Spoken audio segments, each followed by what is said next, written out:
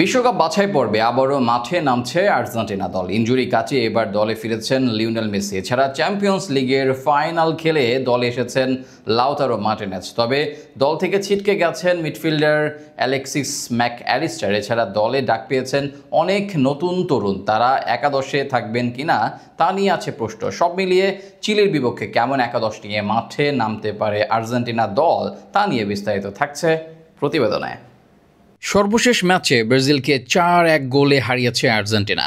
ঘরের ম্যাচে চিরপ্রতিদ্বন্দ্বীদের বিপক্ষে বড় জয়ে আত্মবিশ্বাস জোগাবে আর্জেন্টিনা দলকে। এছাড়া এর মাঝে বিশ্বকাপ যাত্রা নিশ্চিত করেছে আলবিসেলেস্তারা। ফলে চিলির বিপক্ষে নির্ভর হয়ে খেলবে দলটি। তবে এরপরও চিলির বিপক্ষে শক্তিশালী একাদশ নিয়েই মাঠে নামবে স্ক্যালোনির শিষ্যরা। আর্জেন্টিনা দলে গোলরক্ষক হিসেবে থাকবেন এমিলিয়ানো মার্টিনেজ। কিছুদিন আগে অ্যাস্টন ভিলা ছেড়েছেন মার্টিনেজ। তবে এখনও আর্জেন্টিনা দলের মূল পছন্দ এই অভিজ্ঞ গোলরক্ষক। বিশেষ করে আর্জেন্টিনা দলে এমির পারফরমেন্স নজর কাড়া, যে কারণে আগামী ম্যাচেও আর্জেন্টিনার গোলবারে থাকবেন এমি। ক্লাবে দারুণ পারফরমেন্স করে এসেছেন ক্রিস্টিয়ান রোমেরো। ইনজুরির কারণে দলে নেই লিসান্দ্রো মার্টিনেজ। সেক্ষেত্রে রোমেরোকেই নিতে হবে বাড়তি দায়িত্ব।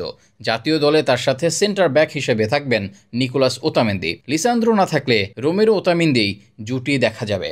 এবারও সেটার ব্যত্যয় দেখা যাবে না হয়তো স্ক্যালোনির দলের পক্ষ থেকে। ফুলব্যাক পজিশনে আকুনা ও মন্টিয়েল নেই দলে, বদলের সুর স্ক্যালোনির। তবে এখানেও আছে পরীক্ষিত মুখ।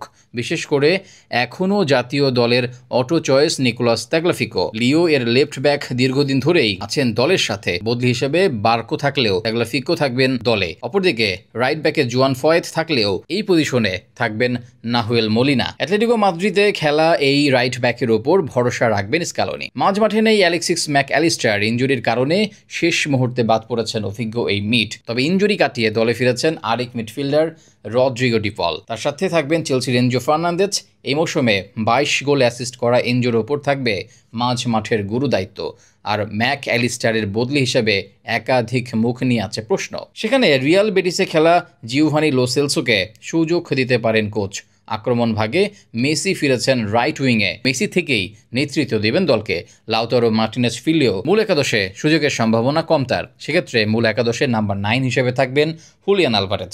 আর লেফট উইংয়ে থিয়াগো আলমাদাকে সুযোগ দিতে পারেন কোচ। সর্বশেষ 2 ম্যাচে পারফর্ম করা আলমাদাকে কাজে লাগাতে চাইবেন কোচ। সব মিলিয়ে চিলির বিপক্ষে সম্ভাব্য এই একাদশ নিয়েই মাঠে নামতে চাইবেন কোচ স্ক্যালোনি।